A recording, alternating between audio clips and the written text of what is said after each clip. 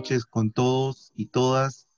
Gracias por estar presentes nuevamente en esta segunda charla magistral que está organizando la Superintendencia Nacional de los Registros Públicos para todos nuestros trabajadores y nuestras trabajadoras de la sede central y las 14 zonas registrales a nivel nacional. En esta ocasión vamos a desarrollar la charla magistral que está orientada precisamente al tema de la violencia y cómo prevenir la violencia contra las mujeres, niños, niñas y adolescentes. La exposición en esta ocasión va a estar a cargo de la doctora María Isabel Rosas Ballinas y la doctora María Emilia Filomeno Chávez. Antes de iniciar, vamos a recibir las palabras de bienvenida de nuestro superintendente nacional, el doctor Harold Tirado Champoñán.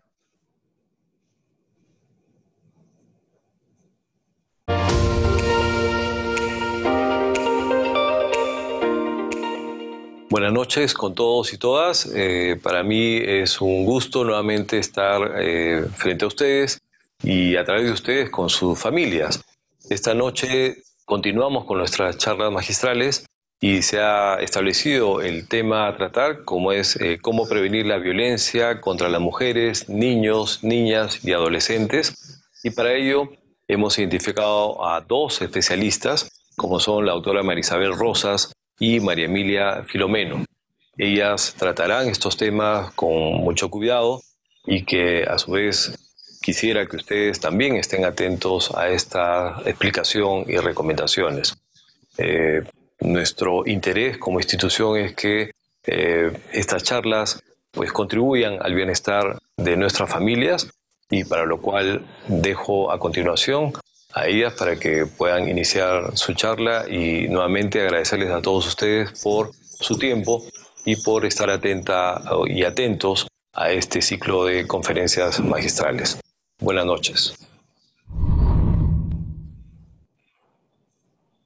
Agradecerle a nuestro superintendente nacional, el doctor Harold Tirado Champoñán, por sus palabras de bienvenida y agradecimiento a nuestras expositoras.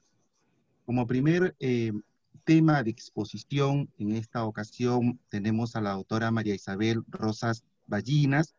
Ella nos va a hablar sobre el tema de la violencia contra las mujeres, niñas, niños y adolescentes. La doctora María Isabel Rosas Ballinas es abogada por la Pontificia Universidad Católica de Perú y colegiada en el Ilustre Colegio de Abogados de Lima, magíster en Derecho Constitucional por la Universidad Castilla-La Mancha, Toledo, en España.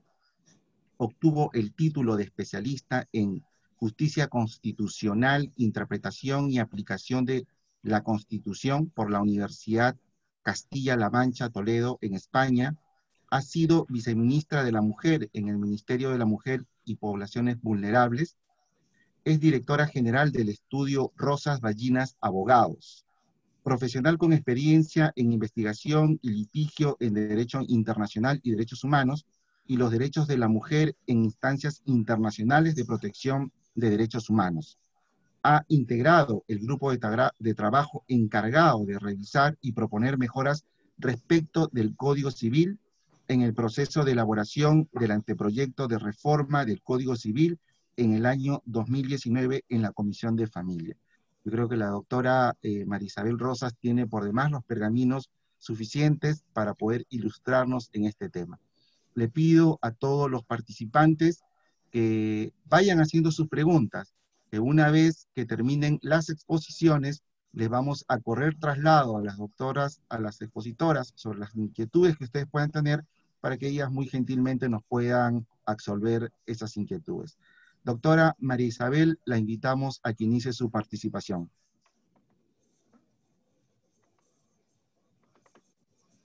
Muy buenas noches con todos y todas ustedes.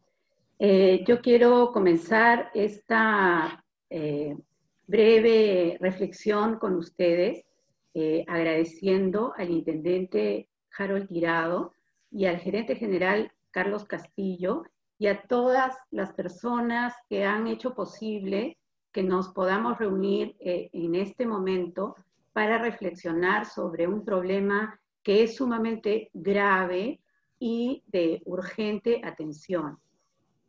Pero también quería decirles antes de comenzar que el Estado peruano tiene una obligación ante las instancias internacionales de actuar con la debida diligencia para atender el problema de violencia contra las mujeres, niñas, niños y adolescentes. Y una de estas obligaciones es la de capacitar a funcionarios y a funcionarias del Estado para que puedan actuar con la debida diligencia. Me parece excelente que la superintendencia esté desarrollando esta actividad para poder contribuir con esa obligación estatal de capacitar y sensibilizar a los funcionarios y a las funcionarias del Estado en un tema tan importante y tan grave como es el problema de violencia contra las mujeres, las niñas, los niños y los adolescentes. A ver, vamos a hacer una breve reflexión, un breve repaso por el ámbito internacional y diremos que la violencia contra las mujeres, niñas, niños y adolescentes constituye una vulneración grave de los derechos humanos. A ver, ¿cómo se ha definido la violencia basada en el género? Como la Organización de Naciones Unidas la ha definido como todo acto de violencia basado en la pertenencia al sexo femenino que tenga o pueda tener como resultado un daño o sufrimiento físico, sexual, psicológico para la mujer, inclusive las amenazas de tales actos, la coacción o la privación arbitraria de la libertad, tanto si se produce en la vida privada como en la vida pública. Como vemos, el elemento distintivo de esta forma de violencia es la vulnerabilidad que implica el hecho de ser mujeres. Yo quería reflexionar con ustedes para poder entender de qué estamos hablando cuando hablamos de que esta violencia afecta a las mujeres en tanto tales. Por ejemplo, sabemos que en la mayoría de los casos de violencias sexuales son víctimas mujeres y niñas.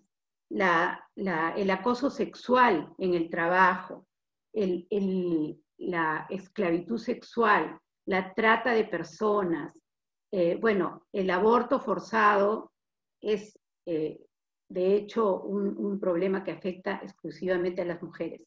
Pero en todas estas formas y manifestaciones de violencia vemos que son manifestaciones que afectan a las mujeres en tanto tales. Una de las expresiones más graves de la violencia contra las mujeres es el feminicidio. Y es una situación tan extrema y tan grave que en el mundo se ha tenido que crear un tipo especial para este delito, el delito de feminicidio. Por eso también reconocemos que el crimen contra las mujeres como manifestación extrema de la violencia es justamente el asesinato de ellas como el último eslabón de una cadena de violencia. A ver, ¿cuál es el impacto de la violencia contra las mujeres en el mundo? Es un problema sumamente extendido, impacta profundamente en sus vidas y en especial su salud integral y el derecho a una vida libre de violencia. Es una importante causa de mortalidad y morbilidad en el mundo. En entrevistas efectuadas en los países en desarrollo por Lori Hayes, la directora del Programa de Violencia y Salud y Desarrollo en los Estados Unidos, se ha determinado que entre la tercera parte y el 50% de mujeres entrevistadas en estos estudios han declarado que han sido víctimas de violencia en sus relaciones de pareja. una de las, ¿por qué nosotros estamos trayendo a colación esta encuesta y esta entrevista y sus resultados? Porque son cifras que se suelen dar también en las investigaciones desarrolladas en América Latina y también en nuestro país. Entre la tercera parte y el 50% de mujeres declaran que alguna vez en su vida han sido víctimas de violencia por parte de su pareja, de su expareja o de cualquier otro miembro o integrante de su ámbito familiar. A ver, la siguiente. ¿Cuál ha sido la posición de la organización, de la comunidad internacional frente a la violencia contra las mujeres? La Organización de Naciones Unidas ya desde el año 1980 calificó a la violencia contra las mujeres como el crimen encubierto más numeroso del mundo, justamente por lo que acabamos de señalar hace un momento.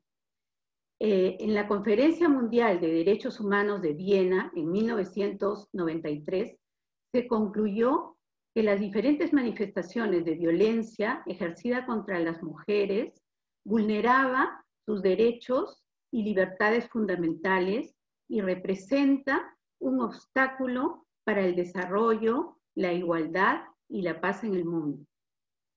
Los derechos humanos son parte indivisible e inalienable de los derechos humanos que son universales.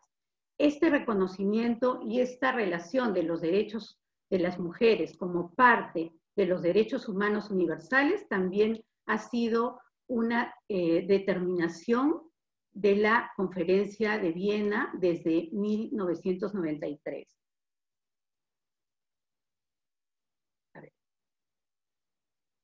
La preocupación de la comunidad internacional por la violencia contra las mujeres, las niñas y los niños ha significado que las instancias que dependen de estos organismos internacionales como la ONU o la OEA construyan instrumentos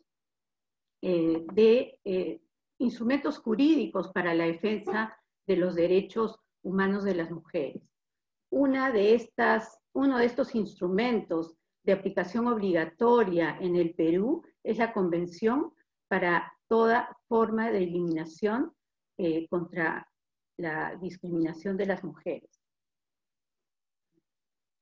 Este instrumento internacional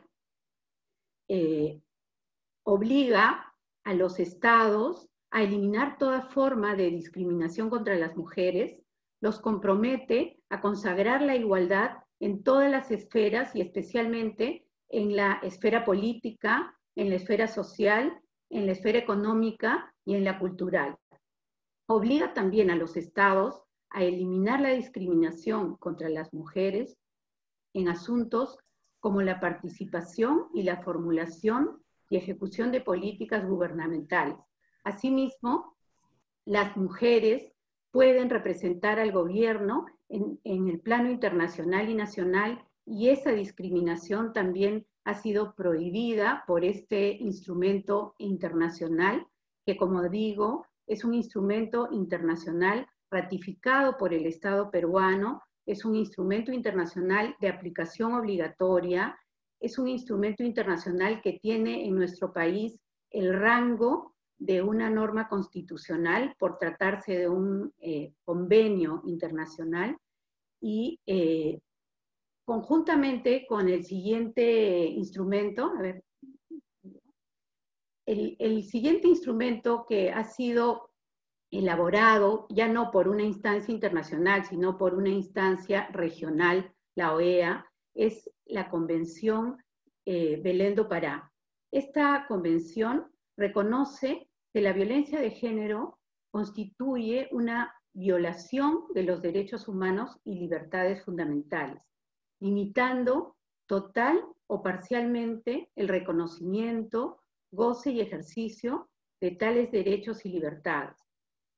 reconoce que la violencia contra las mujeres es una ofensa contra la dignidad humana y sobre todo que la violencia de género es una manifestación de las relaciones de poder históricamente desiguales entre hombres y mujeres. Afirma que la violencia es un fenómeno que trasciende todos los sectores sociales y afecta grave y profundamente las propias bases de la sociedad. La define como cualquier acción o conducta basada en el género que cause muerte, daño o sufrimiento físico, sexual o psicológico. Tanto la CEDAW y el Instrumento Internacional de Belén do Pará han establecido mecanismos de queja en estas instancias internacionales frente a la violación de los derechos humanos de las mujeres. Agotadas las vías internas en cada uno de los países, partes integrantes de estas instancias internacionales, uno, al no acceder a la justicia en las instancias nacionales, puede llevar estos casos a través de estos mecanismos establecidos por la Convención CEDAW y la Convención Belén do Pará a las instancias internacionales de derechos humanos. Estos ingresos de casos de violación de derechos humanos han implicado que los estados asuman obligaciones y asuman responsabilidades internacionales frente a la violación de los derechos humanos cuando a nivel del Estado no ha habido una respuesta adecuada frente a la denuncia de violaciones de derechos humanos de las mujeres. Esto, a nuestro juicio, implica un avance para poder sancionar las violaciones de los derechos humanos de las mujeres, para poder prevenir estas violaciones, para erradicar la violación de los derechos humanos de manera progresiva. La Convención Belén do Pará también ha establecido que existen diversos ámbitos en los que se vulneran los derechos humanos de las mujeres. El ámbito privado, en la familia o en la unidad doméstica, la violencia en las relaciones de género se da en las relaciones de pareja, se da en este ámbito. El feminicidio podría ser también una de las manifestaciones en el ámbito privado. Según los estudios, la mayoría de asesinatos de mujeres luego de una relación violenta es justamente la que se produce en el ámbito privado, en el ámbito del hogar, donde supuestamente la mujer y los integrantes del medio familiar estaríamos más seguros. Un porcentaje bastante elevado de los feminicidios en el mundo se producen justamente en el ámbito de la familia, en el ámbito del hogar, como acabamos de ver. Otro de los ámbitos donde se producen las violaciones de los derechos humanos de las mujeres es la comunidad e instancias estatales a través de sus agentes. Por ejemplo, nosotros hace un momento explicábamos que cuando las violaciones de los derechos humanos no logran justicia a nivel de las instancias nacionales, puede ser justamente por la omisión de la posibilidad de acceder a la justicia por parte del Estado y sus operadores de justicia. Esto puede implicar que nosotros, agotada la vía, ingresemos estos casos a las instancias internacionales de derechos humanos. Otro ámbito donde se vulneran los derechos de las mujeres, niñas, niños y adolescentes es justamente también el ámbito internacional. Por ejemplo, la manifestación de la trata de personas, la prostitución forzada, la esclavitud sexual, se produce justamente en este ámbito internacional.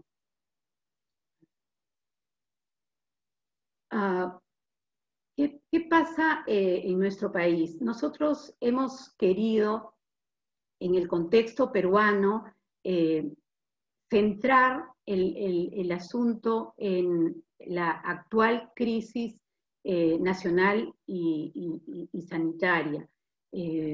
¿Por qué? Porque justamente la Organización Mundial de la Salud ha establecido que la crisis sanitaria producida por el COVID-19 ha develado una serie de desigualdades en los países, y justamente lo que hemos querido visibilizar en este momento, en esta reflexión con ustedes, es qué está pasando en el Perú frente a la violencia contra las mujeres, niñas, niños y adolescentes en el marco de esta crisis nacional y sanitaria.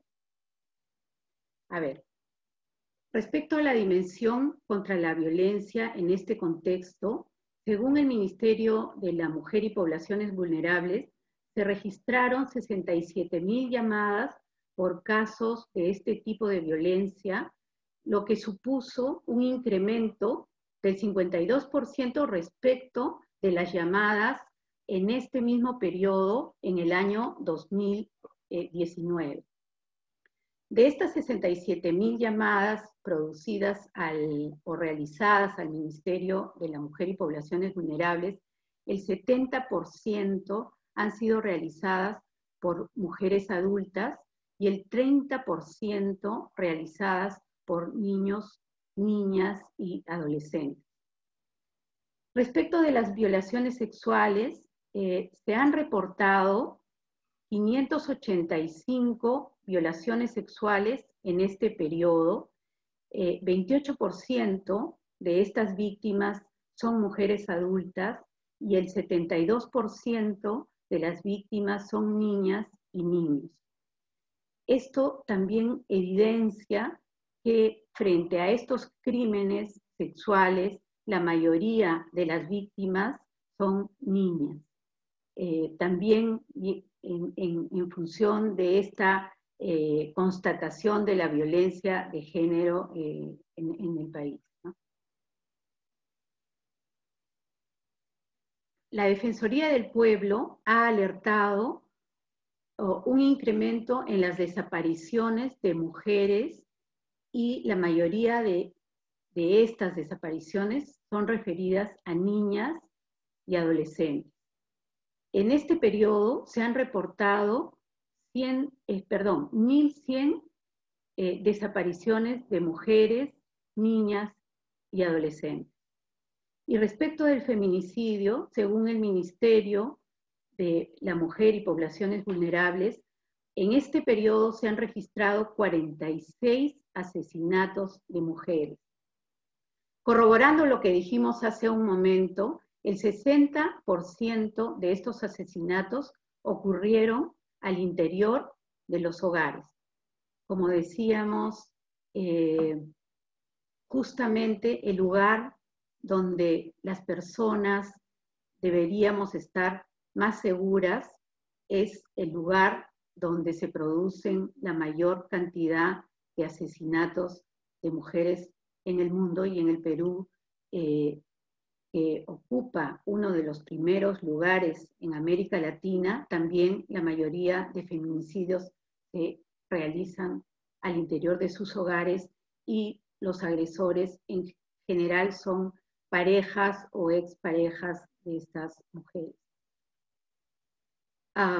La Defensoría del Pueblo ha reportado también 32 casos de feminicidios en grado de tentativa, es decir, que no pudieron perpetrarse, pero también vemos que entre las 46 mujeres asesinadas hay 32 más que pudieron haber sido parte de estas cifras en este periodo de la pandemia. ¿Qué medidas ha tomado el gobierno peruano en este contexto? El Ministerio de la Mujer y Poblaciones Vulnerables habilitó el equipo itinerante de urgencias. Nosotros sabemos que los centros de emergencia mujer del Ministerio de la Mujer son lugares donde se brinda una asesoría integral y están a nivel nacional.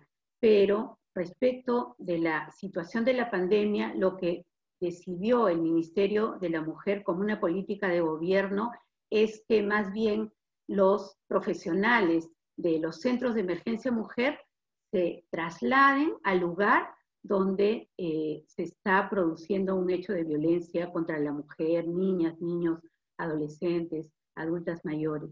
Y esa política de gobierno nos parece fundamental. En realidad, la mayoría de decisiones tomadas en el marco de la pandemia respecto de la violencia contra la mujer nos parecen decisiones acertadas y ojalá que pudieran mantenerse luego de concluida esta situación de crisis.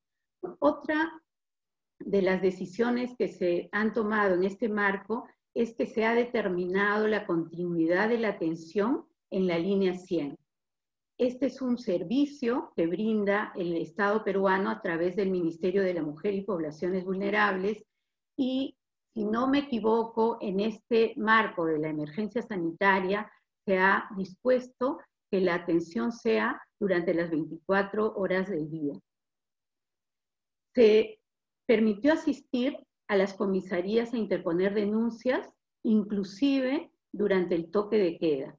Si una persona estaba siendo víctima de violencia, ya dictado el horario de toque de queda, podía pedir auxilio a las comisarías saliendo de sus hogares y sin tener que recibir ninguna sanción del Estado por ello.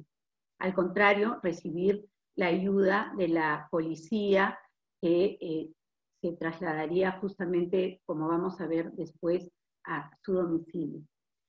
En este contexto, también se ha promulgado el decreto legislativo 1470, que vamos a ver las disposiciones que se han dado.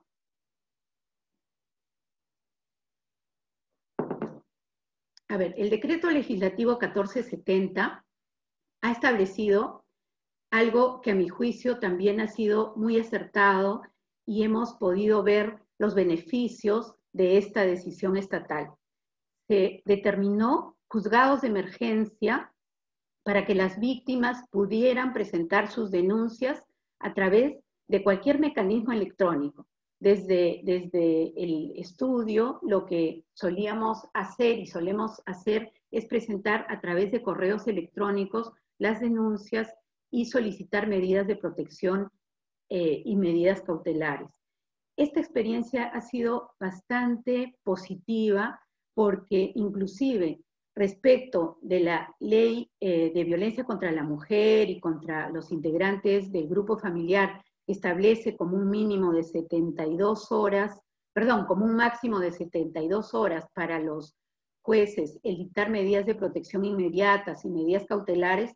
Con este decreto legislativo se redujo a un máximo de 24 horas.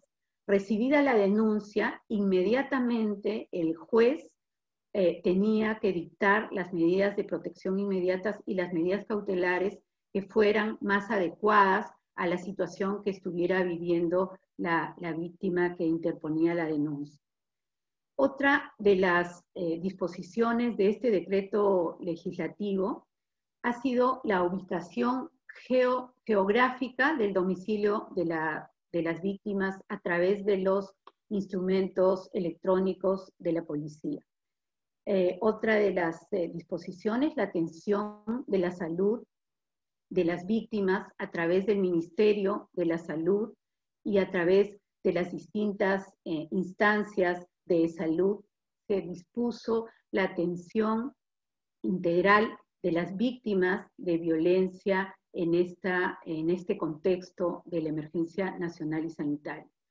Se dispuso la entrega de kits de emergencia a víctimas de violencia sexual, con la idea de prevenir justamente embarazos producto de estos crímenes sexuales que, como sabemos también por los estudios que existen, la mayoría de víctimas que resultan embarazadas producto de la violencia sexual son adolescentes y niñas en el Perú. Otra de las disposiciones, las alertas y mensajerías por SMS, con el objetivo de difundir los servicios que el Estado peruano está brindando en el contexto de la emergencia sanitaria a todas las mujeres, niñas, niños y adolescentes y cualquier integrante del medio familiar que pudiera estar atravesando por una situación de violencia. La recepción de casos de niños, niñas y adolescentes por desprotección familiar. La unidad de protección del Ministerio del Ministerio de la Mujer y Poblaciones Vulnerables también se traslada a los lugares de donde hay reportes de niñas y niños que se encuentran en desprotección familiar. Se acercan al lugar, también como hemos dicho al inicio, de modo itinerante, se acercan al lugar donde se está identificando un niño o niña víctima de desprotección y también tramitan las medidas de protección inmediata y las medidas cautelares a través de los juzgados de emergencia. Como digo, estas medidas del gobierno nos parecen sumamente acertadas porque están contribuyendo a que las víctimas puedan acceder a la justicia de manera más inmediata, de manera más oportuna, de manera más eficaz.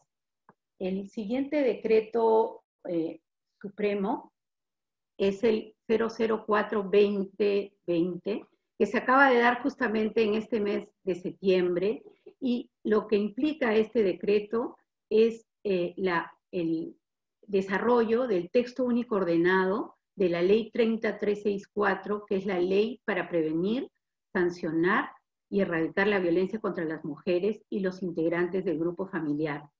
Esta ley ha creado el Sistema Nacional para la Prevención y Sanción y Erradicación de la Violencia contra las Mujeres y los integrantes del grupo familiar, y también ha creado el proceso especial de tutela para que las mujeres y los integrantes del grupo familiar puedan interponer sus denuncias ante los juzgados de familia, ante las fiscalías, ante las comisarías. Son estas las tres instancias donde las víctimas pueden interponer sus denuncias.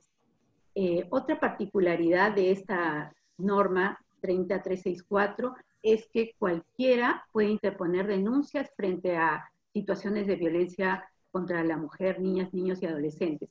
Por ejemplo, los menores de edad también pueden interponer directamente denuncias cuando ellos están siendo víctimas de violencia o cuando cualquier integrante de su familia está siendo víctima de violencia. Esta es una novedad, se le está dando la capacidad de denuncia a los niños, niñas y adolescentes.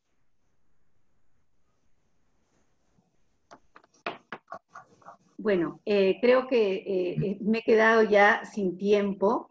Solo para cerrar y agradecer esta posibilidad que me han dado de reflexionar con ustedes sobre la problemática de la violencia contra las mujeres, las niñas y los niños.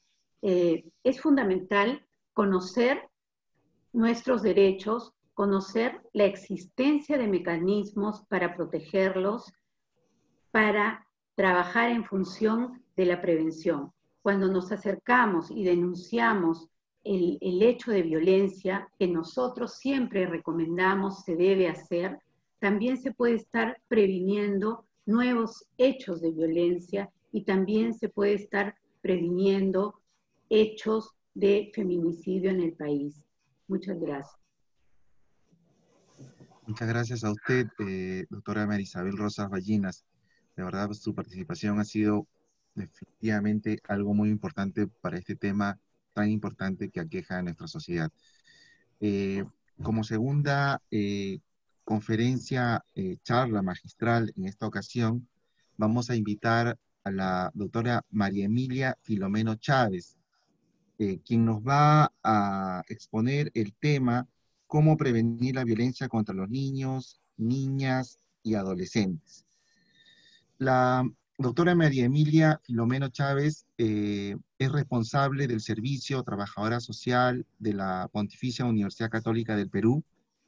Es formada en terapia psicoanalítica por el Centro de Psicoterapia Psicoanalítica de Lima y conciliadora extrajudicial especializada en temas de familia por la Pontificia Universidad Católica del Perú. Tiene más de 40 años trabajando en proyectos de desarrollo con experiencia en el abordaje de problemática de niñas, niños y adolescentes y mujeres. Se ha desempeñado también como directora general de Niñas, Niños y Adolescentes en el Ministerio de la Mujer y Poblaciones Vulnerables. Tiene 15 años de experiencia en atención terapéutica de adolescentes, personas adultas y adultas mayores, parejas y familias. Colabora en CEDAP desde 1996 y en la actualidad se desempeña como directora general y psicoterapeuta. Doctora Emilia Filomeno Chávez, le invitamos a que inicie su participación. Muchas gracias de antemano. Muchas gracias por la invitación. Es un honor poder estar con ustedes y compartir con las colaboradoras y colaboradores de SUNARP. Y esta exposición se la dedico a las niñas, niños y adolescentes de la familia SUNARP. O sea, a las niñas, niños y adolescentes que son hijas, hijos, nietos, sobrinos, ahijados de la familia SUNARP. La siguiente, por favor.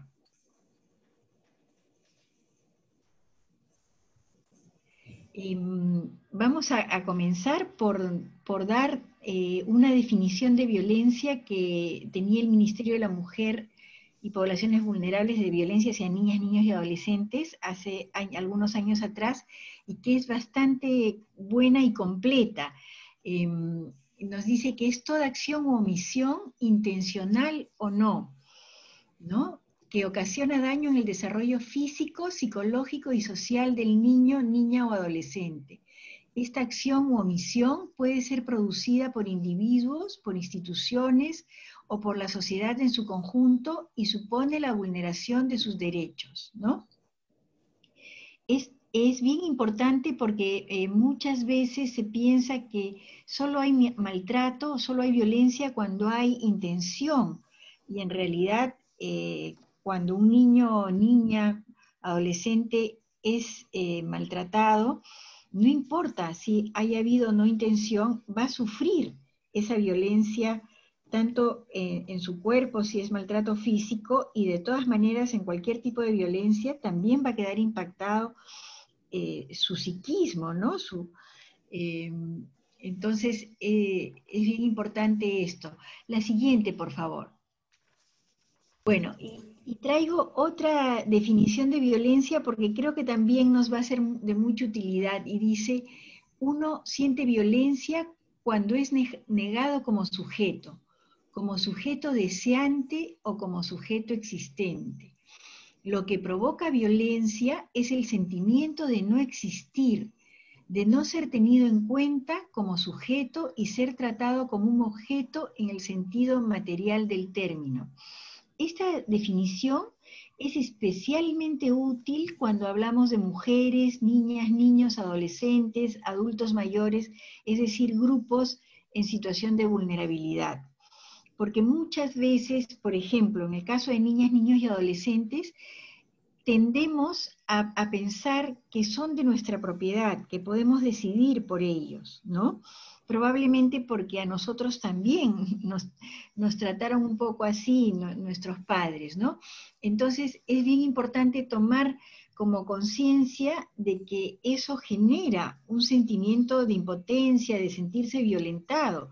A veces, por ejemplo, estamos con un niñito y no entendemos por qué le da una pataleta, ¿no? Y de repente es porque todo el día lo tuvimos de aquí para allá con nosotros, no vimos qué cosa necesitaba él, si se cansaba o no, solamente lo tratamos como si fuera alguien sin sentimientos, ¿no? Y entonces él se siente violentado. La siguiente, por favor. Entonces, les he traído una propuesta de dos estudiosos, Brazelton y Greenspan, que nos van a hablar de cuáles son las necesidades básicas de la infancia. Porque justamente la forma de prevenir la violencia, ¿no? La forma de no tratar a un niñito, a una niñita, a un adolescente como objetos, o sea, la forma de verlos como seres diferentes a nosotros, que merecen ser conocidos, observados y merecen una respuesta según sus necesidades, es conociendo, ¿no? Lamentablemente, todos los que somos mamás y papás podremos confirmar que nadie nos enseñó a ser mamá o papá, ¿no? Lo cual es un poco grave porque hemos tenido y tenemos en nuestras manos a lo más precioso de la sociedad, que son seres humanos en formación, y sin embargo no se nos ha formado para eso, ¿no?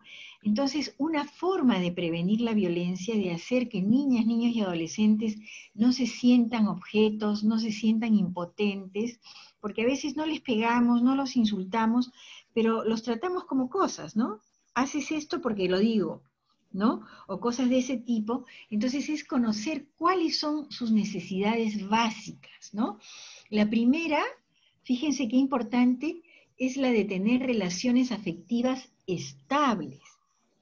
Es decir, a veces los papás, las mamás, estamos un poco agotadas, tenemos altibajos, tenemos exabruptos, nos descontrolamos, por ahí tiramos una puerta, o de lo que nos ha hablado la doctora Rosas hace unos minutos, ¿no? O hay violencia dentro de la casa, ¿no? Y a veces tendemos a pensar que el niño o la niña, mientras a él no se le pegue, él no le va a afectar.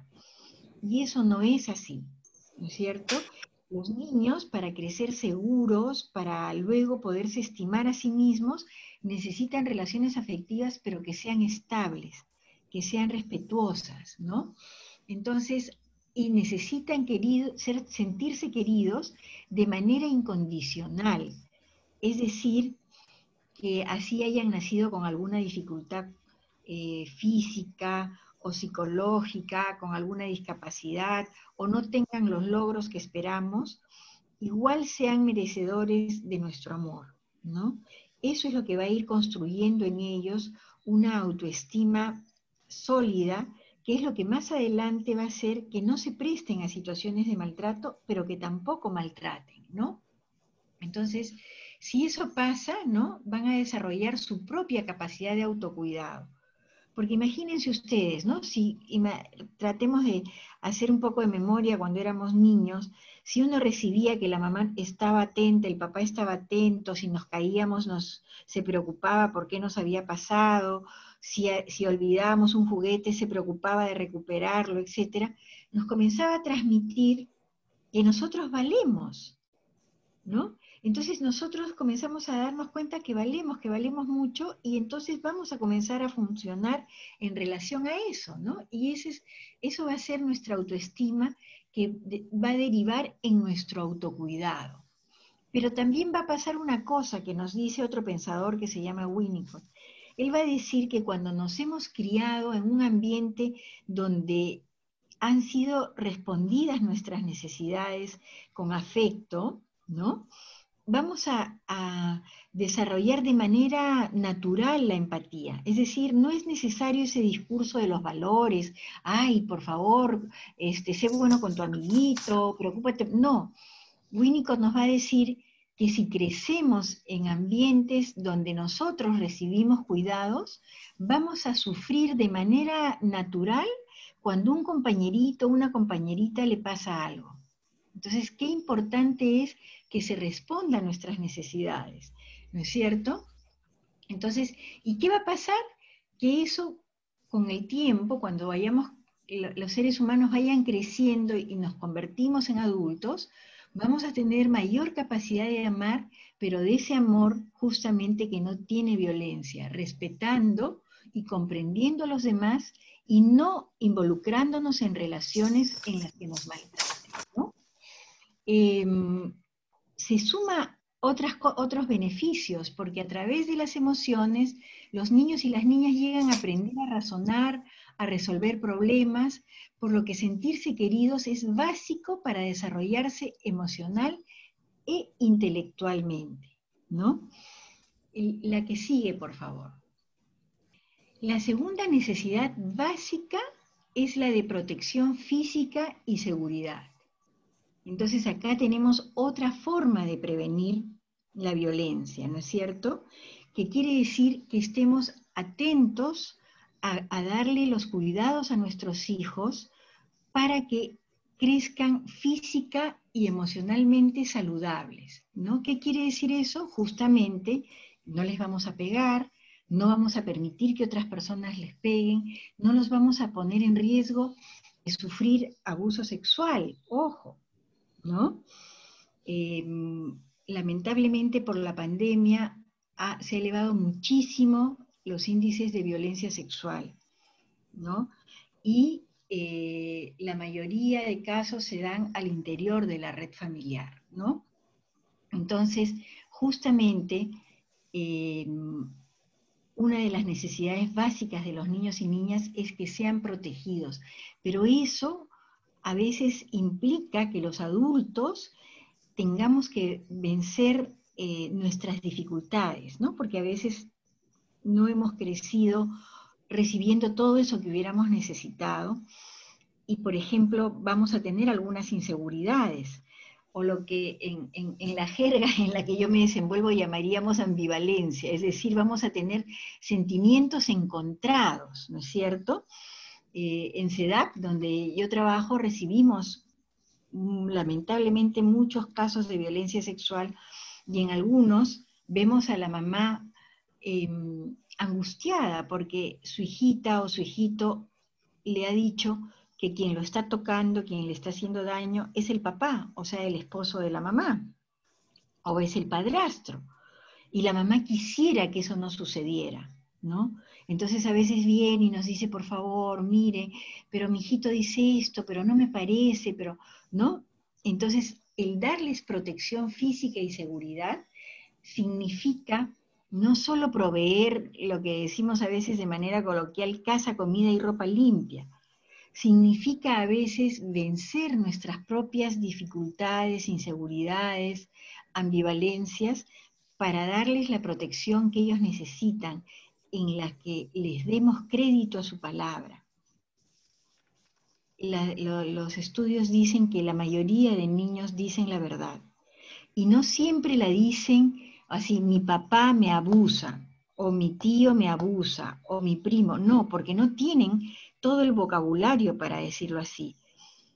Y ahí también estamos los adultos para saber leer a nuestros hijos. Por ejemplo, cuando nos dicen, mamá, no me dejes, cuando te vas al mercado, no me gusta quedarme con mi primo.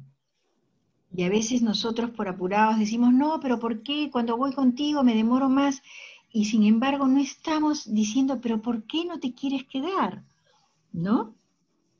Entonces, eso que parece tan sencillo, que es dar protección física y seguridad, implica muchas cosas e implica en nosotros prepararnos, darnos cuenta de nuestras dificultades para proteger suficientemente y tratar de manejarlas, ¿no? Bien.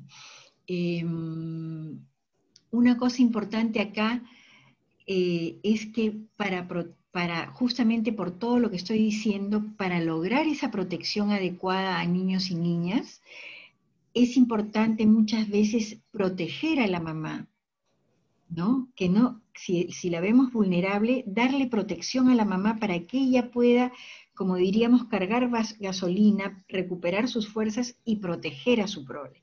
Es decir, el hecho de proteger tiene toda una red detrás, ¿no? No solo podemos responsabilizar a la mamá y al papá, tiene que haber una red familiar, una red social capaces de ayudar a los padres cuando estos necesitan ese apoyo para proteger adecuadamente a sus hijos. La que sigue, por favor. algo muy importante justamente para que no sientan los niños que son cosas, es esa capacidad que tenemos que tener los adultos para mirarlos, para conocer a cada uno de nuestros hijos en sus características individuales. Todos sabemos que todos somos diferentes.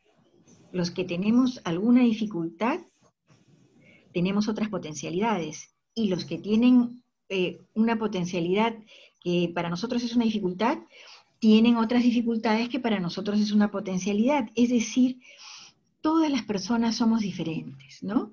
Y podemos tener de eso memoria en el colegio, por ejemplo, ¿no? Algunas teníamos facilidad para dibujo y no para matemáticas, y bueno, muchas cosas de ese tipo. Entonces, cada niño tiene un carácter y un temperamento único.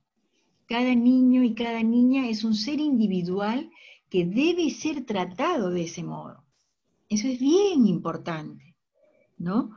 Porque a veces tendemos a decir, mira, pero si tu hermano logró esto, pero si tu hermano hace lo otro, ¿no? Esperando que haya como una especie de que todos son parejos, y no es así. Y muchas veces por hacer esas comparaciones estamos limitando la potencialidad de uno de nuestros hijos para otras cosas, ¿no es cierto? Entonces, adecuar las experiencias a la naturaleza individual de cada niño o niña evita, ojo, evita problemas de aprendizaje y de conducta y permite a cada niño desarrollar su potencial, ¿no? Cuando nosotros somos capaces de comprender a cada uno de nuestros hijos o de nuestros nietos, de nuestros sobrinos, de nuestros alumnos, a cada uno dentro de sus potencialidades, vamos a primero modular nuestra tolerancia y aceptar en aquellas cosas en las que no son tan buenos, pero también vamos a ser capaces de mirar aquellas cosas en las que sí son buenos y vamos a hacer más bien una ayuda para que las desplieguen, ¿no? La siguiente, por favor.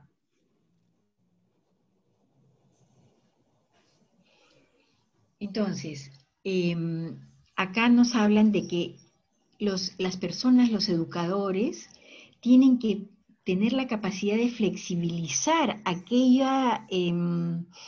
aquellos parámetros de medición para poder aceptar a los niños y niñas con sus propias características. Y eso, hablando de prevención de violencia, justamente va a permitir que los niños se sientan reconocidos en sus potencialidades y en sus dificultades, y por lo tanto no se sientan violentados. Y va a traer algo adicional, que es que van a aprender a ir reconociendo a los otros en sus propias características, es decir, respetar al otro en sus diferencias, y eso también es muy importante, ¿no? Bueno, acá está lo que les decía, que hay que evitar de comparar a los hijos por la misma razón. La siguiente, por favor. La siguiente necesidad básica de la infancia es que podamos conocer qué necesitan nuestros hijos e hijas en cada etapa del desarrollo. Nuestros hijos e hijas, las primeras etapas de la vida, el desarrollo es muy rápido. Un niñito de 1 mes es totalmente diferente a un niñito de 6 meses y totalmente diferente a un niñito de 1 año. El desarrollo es pero violentísimo, ¿no es cierto? Y no le podríamos pedir a un niñito de 1 mes que haga lo de 6 meses. Por ejemplo, su alimentación al primer mes y los primeros 6 meses, lo ideal es que sea con lactancia materna exclusiva. Entonces no le podríamos dar un licuado de carne que le vamos a dar probablemente a los 6, 7, 8 meses, ¿no es cierto? Eso es un ejemplo en la alimentación, pero hay ejemplos de todo tipo, y uno muy importante que es vinculado al ejercicio de su autonomía, ¿no? A veces papás y mamás nos vamos acostumbrando a decidir todo por nuestros hijos, ¿no? Por decir, tienen 3 años y ya tienen ropita que les gusta y ropita que no les gusta tanto, pero nosotros queremos ponerles determinadas cosas, ¿no? Y no nos damos cuenta que ya entonces comenzamos a coartar su posibilidad de ir tomando decisiones autónomamente para aquellas cosas para que las quieren tomar, para que las pueden tomar, ¿no es cierto? Un niñito a los 3 años puede decir, quiero ese short, ¿no? O puede decir, me gusta esta camisita y quiere ponérsela 3 días. Claro, le tendremos que decir que se ensucia y etcétera, es decir, razonar con él, pero no obligarlo a hacer determinadas cosas, a ponerse lo que a nosotros nos gusta, por ejemplo, ¿no? O a jugar con lo que nosotros queremos que juegue porque no queremos que un juguete más costoso lo vaya a ensuciar, ¿no? Entonces, es una responsabilidad de los adultos conocer para qué está ya capacitado, perdón, cada niño, cada niña, cada adolescente, según su etapa de desarrollo, y darle el trato que para esa etapa ya es posible que reciba, ¿no es cierto? Entonces eso va a seguir asegurando un crecimiento saludable, y cuando un niño o niña crece saludablemente, difícilmente va a estar involucrado en situaciones, por ejemplo, de bullying, donde hay violencia. En ninguno de los dos lugares, es decir, difícilmente va a ser un niño al que le hagan bullying y difícilmente va a ser un niño que maltrate haciendo bullying, ¿no? Es decir, respetando esta manera de reconocerlo en sus etapas de desarrollo y darle lo que necesita para cada etapa, ¿no? Va a hacer que siga creciendo seguro de sí mismo, sintiéndose reconocido y por lo tanto pudiendo reconocer a los otros, ¿no? Las fases de desarrollo bien logradas proporcionan las bases para la inteligencia, la moral, la salud emocional y las aptitudes académicas. Es decir, una vez más vemos que lo psicológico está totalmente ligado a lo cognitivo, ¿no? Y que entonces no solo vamos a lograr cuestiones en el lugar de los afectos, sino en lo cognitivo, en el despliegue de las potencialidades, en el despliegue de lo académico, del deporte, de lo que a cada niño o niña le guste hacer, ¿no? La siguiente, por favor. Es brindarle experiencias apropiadas al nivel de desarrollo. Una vez más, y acá es bien importante algo, ¿no? Es a los adultos a los que nos toca observar a nuestros hijos y interpretar lo que les está pasando, ¿no es cierto? Cuando ya somos adultos ya tenemos cierta cantidad de palabras en nuestro lenguaje, ni siquiera sabemos cuántas, ¿no es cierto? Y podemos expresarnos a través de la palabra. Podemos decirle a un esposo, ay, oye, cada vez que te quedas hasta tarde trabajando no te das cuenta, pero vienes con ningún nivel de tolerancia. Es decir, podemos tramitar las dificultades a través de la palabra, porque tenemos suficientes palabras, ¿no es cierto? Pero no nos podríamos imaginar que un niñito de 2 años pueda decir, mamá, no sabes cómo sufro cuando papá llega de mal humor porque me pone nervioso, me estreso y no tengo ganas ni de jugar porque me pongo a temblar. Difícil que un niñito diga eso. No tiene siquiera la cantidad de palabras para articularlas y poderlo expresar. Entonces, ¿cuál es el lenguaje de un niño? El lenguaje de un niño es el juego. A través del juego los niños nos van a expresar sus alegrías, pero también sus preocupaciones, aquellas cosas que lo llenan de ansiedad, ¿no es cierto? Y es a los adultos a los que nos toca saber primero que el juego es el lenguaje privilegiado de los niños.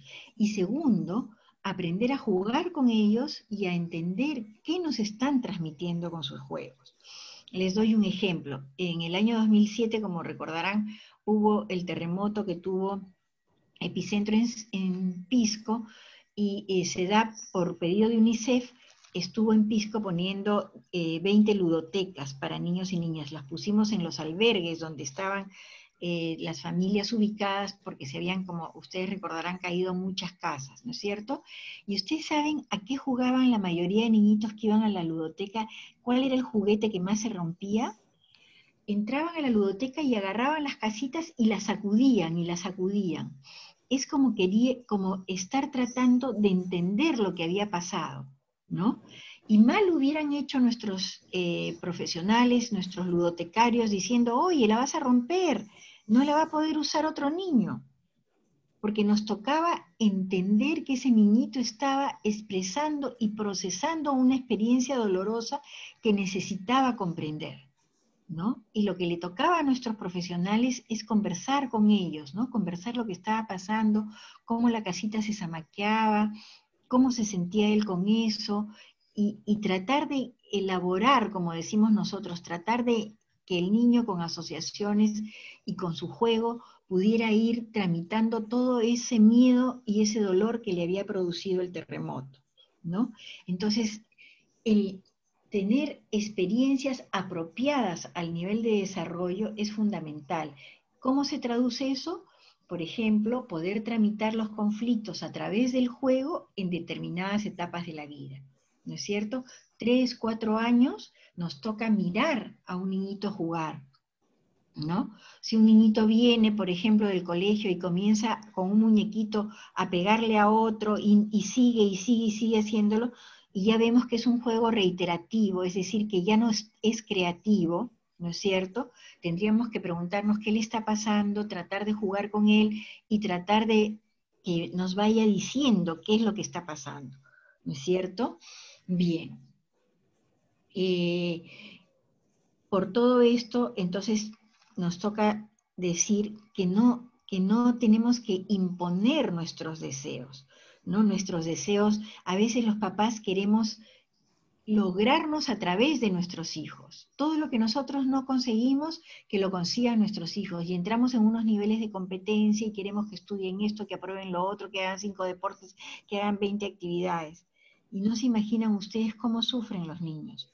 Teníamos una niñita que llegaba a esa edad y iba al consultorio y rompía y tiraba, estaba llena de agresividad, ¿no? Y una vez dijo, es que estoy harta de tantas mises, ¿no? Era una niñita que le daban el almuerzo en el carro porque la recogían del colegio para hacer muchas actividades, entre ellas su terapia, ¿no? Pero esa niñita tenía que satisfacer los deseos de sus padres de hacer muchas cosas, pero sus padres no le estaban mirando a ella, ¿no? Bien, la que sigue, por favor.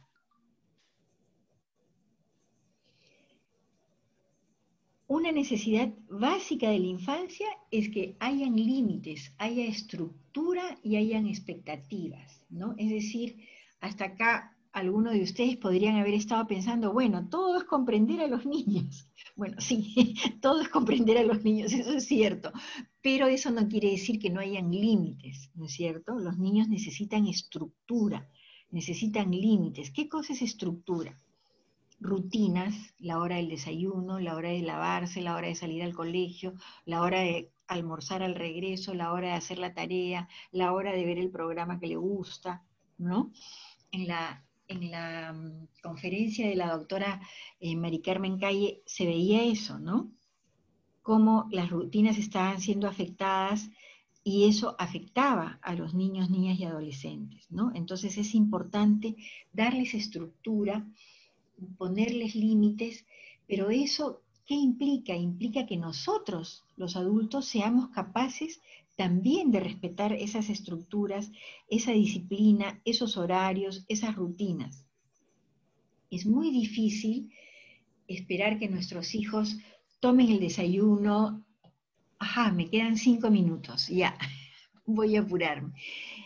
Pero si es que nosotros no somos capaces de hacerlo, entonces un gran mensaje de esta exposición es que responder a las necesidades básicas de la infancia y con eso prevenir la violencia pasa por una serie de cosas que los adultos tenemos que lograr cuando no hemos logrado por nuestras propias historias personales.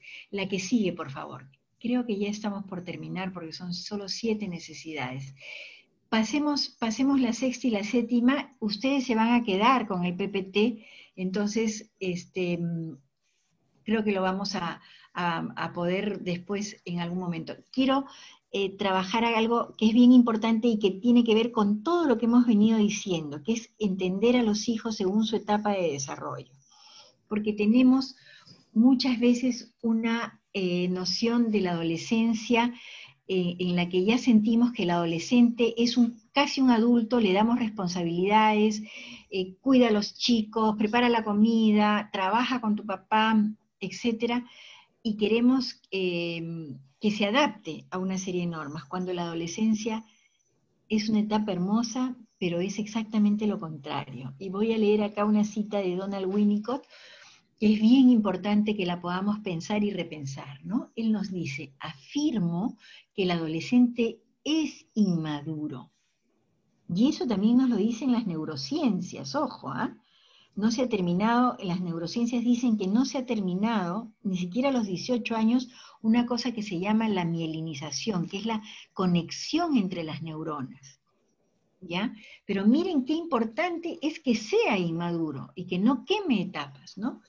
Winnicott nos va a decir: la inmadurez es un elemento esencial de la salud en la adolescencia. La inmadurez es una parte preciosa de la escena adolescente. Contiene los rasgos más estimulantes de pensamiento creador, sentimientos nuevos y frescos, ideas para una nueva vida. La siguiente, por favor.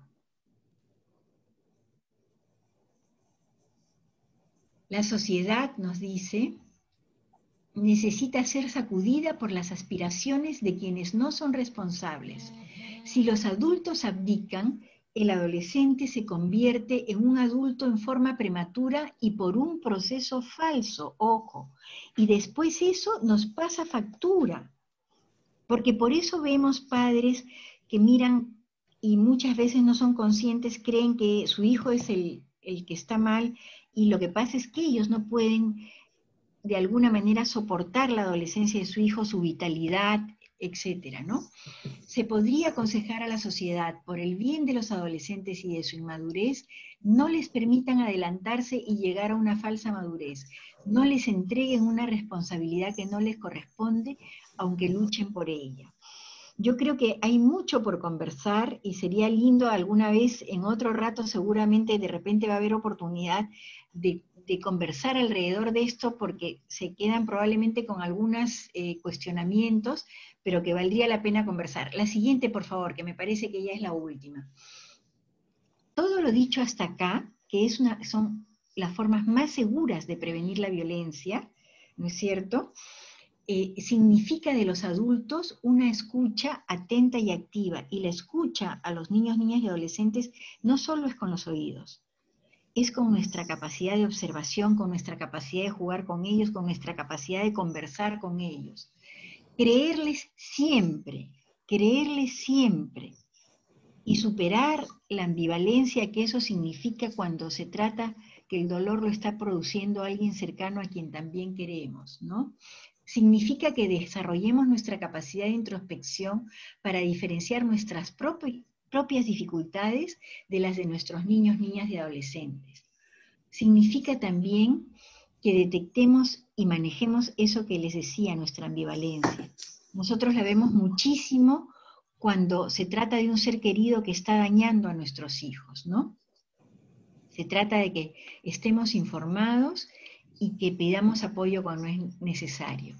Y para terminar, les dejo en este PPT las líneas de atención telefónica, porque tenemos especialistas en niñas, niños y adolescentes, y quizás porque ustedes tienen una excelente línea de atención telefónica. Las y los colaboradores de SUNARP tienen su propia línea de atención telefónica en SUNARP.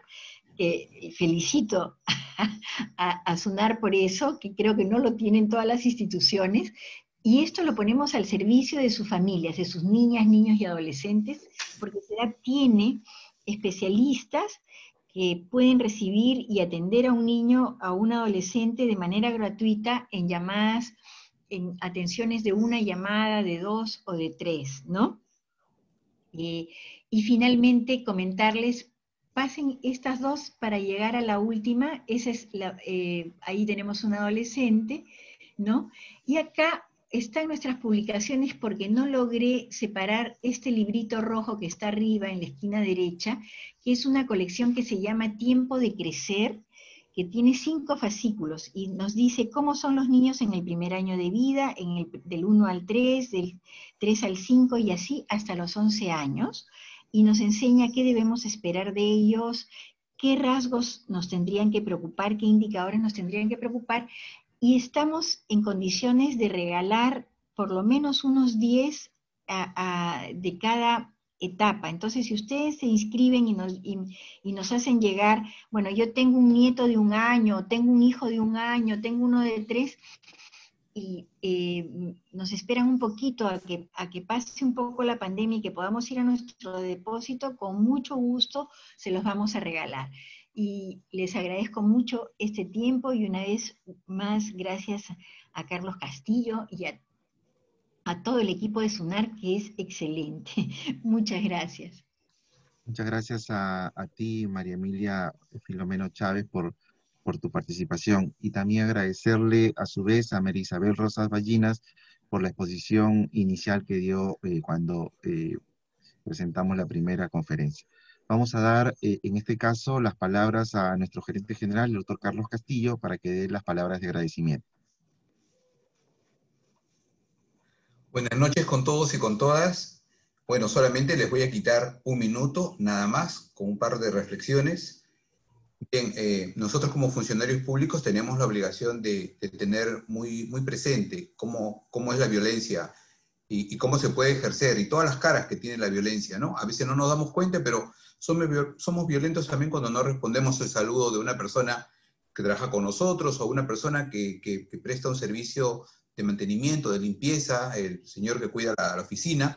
Hay un tema ahí de violencia que tratamos a veces de disimular o no entendemos, pero tiene muchas caras la violencia, ¿no? Y la peor de todas es la violencia contra la mujer, ¿no? Y eso es algo que tenemos que ser conscientes como funcionarios públicos, además, porque tenemos un deber y una obligación, ¿no? Ahí el Estado peruano ya ha establecido cuáles son las alarmas y las normas también, ¿no? A las cuales podemos recurrir para enfrentar esta situación de violencia que, como les digo, tiene muchas caras, y tenemos que estar muy alertas, tanto en la casa como en el trabajo, ¿no? Bueno, ese es un tema que me parece muy resaltante de la exposición de la doctora María Isabel Rosas, y de la exposición de la doctora María Emilia Filomeno. Bueno, yo rescato tantas cosas buenas que nos ha dicho, ¿no? Pero la empatía y el afecto, ¿no? Qué importantes son con los niños, niñas y adolescentes, poder entenderlos, poder aceptar, y también sus momentos diferentes, ¿no? Sus temperamentos, y están muy alertas con la tristeza, ¿no? Y ahora que hablábamos sobre también los momentos de tristeza, recordaba a una tía muy mayor que yo tenía, que era una mujer sumamente triste, y era una mujer muy buena también. Y ella había sido impedida de casarse por sus padres, porque eran de otra cultura, de otra manera de ver las cosas, porque ellos la habían, digamos, como seleccionado, entre comillas, para que los acompañe en su adultez mayor, ¿no? Esta práctica es de algunas culturas, y también en el Perú, ¿no? Vemos esta mala selección, que siempre recae en la mujer. Por eso es que separamos el tema del niño y la niña, ¿no? Es una cosa que hay que entender. ¿Por qué mencionamos el niño y la niña cuando podríamos saber, y todos también sabemos que cuando decimos niño podríamos pensar que estamos incluyendo a los dos? Pero el tema de la niña es un tema aparte y es un tema especial. Por eso lo hemos separado, porque la niña tiene su propia problemática. Y en nuestra cultura, y además en nuestra cultura ancestral, y en la sierra y en otros pueblos, a veces ocurre que se sacrifica mucho a la niña, ¿no? Para destinarla al cuidado de sus hermanitos menores. Cuando no hay mucho dinero en casa, de repente no es la que estudia, o se le posterga, ¿no? De una manera, queriéndola a los padres, se le posterga porque es una cuestión cultural. Hay que estar muy alertas para eso, y tomar conciencia, ¿no? De que cada uno de su posición, acá en los registros públicos también podemos apoyar y aportar para que podamos vivir en un mundo más feliz, en que no haya tanta tristeza, ¿no? Bueno, les agradezco mucho. Tenemos ahora próximamente, la próxima conferencia va a ser con Jaime Lertora, en el 15 de octubre, en los jueves también, pero ahora quiero dedicarme a agradecer a María Isabel Rosas, que ha sido viceministra de la Mujer, a María Emilia Filomeno por toda su sabiduría con el tema de los niños, niñas y adolescentes, que ha sido directora, además, de esa dirección tan importante. Solamente tengo palabras de agradecimiento. El superintendente me ha pedido transmitirles vivamente sus sus deseos de que siempre estén bien, de agradecimiento, sobre todo institucional. Quedamos en deuda para siempre con ustedes porque nos han enseñado muchas cosas esta noche, y a todos los que nos han acompañado les agradezco mucho porque sé que es una hora difícil, es un momento en que todo el mundo quiere descansar, pero si hemos aprendido algo, si esta noche han podido ustedes sensibilizarse de alguna manera con estos temas que sabemos, pero que de repente no los manejamos de una manera más orgánica, más estructurada, nos damos por muy satisfechos. Les agradecemos a todos y nos vemos pronto. Gobierno del Perú. El Perú primero.